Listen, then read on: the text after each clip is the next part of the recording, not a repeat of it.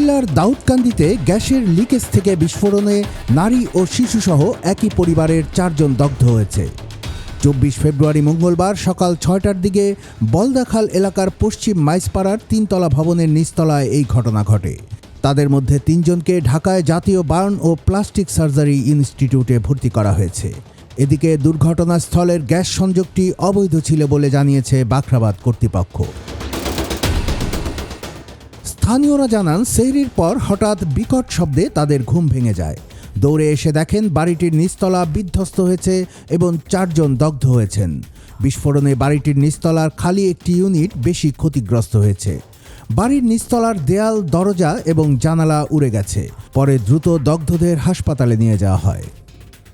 জাতীয় বার্ন ও plastic surgery ইনস্টিটিউটের আবাসিক সার্জন শাওন বিন রহমান জানান, দগ্ধদের মধ্যে এক নারীর শরীরের 2%, পুরুষের শরীরের 54% এবং অপর নারীর শরীরের 65% এবং শিশুটির শরীরের 6% দগ্ধ হয়েছে। 2 জনের শরীরের দগ্ধের পরিমাণ বেশি হওয়ায় তাদের অবস্থা আশঙ্কাজনক। দাউদকান্দি ফায়ার সার্ভিস স্টেশনের পরিদর্শক এরশাদ হোসেন বলেন, লাইনের গ্যাস লিকেজ থেকে এই বিস্ফোরণ ঘটেছে বলে প্রাথমিকভাবে জানা গেছে। ফায়ার সার্ভিস পৌঁছানোর আগেই দগ্ধদের হাসপাতালে নিয়ে যাওয়া হয়। ওই বাড়িতে গ্যাসের সিলিন্ডার অক্ষত অবস্থায় পাওয়া গেছে।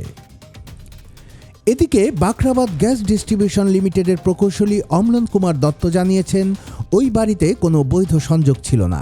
কিছুদিন আগে একটি অবৈধ সংযোগ বিচ্ছিন্ন করা হয়েছিল। পরে হয়তো তারা নিজস্ব কোনো পদ্ধতিতে এই লাইন ব্যবহার করেছে, আর এ কারণেই দুর্ঘটনা ঘটেছে। তবে দুর্ঘটনার শিকার 3তলা ওই ভবনের মালিক পিয়ার আহমেদ অবৈধ সংযোগের বিষয়টি অস্বীকার করেছেন। তিনি দাবি করেন, কেউ হয়তো শত্রুতা করে এই বিস্ফোরণ ঘটিয়ে থাকতে পারে। তবে তিনি এর আগে চোরাই সংযোগ ব্যবহার করতেন বলে স্বীকার করেন।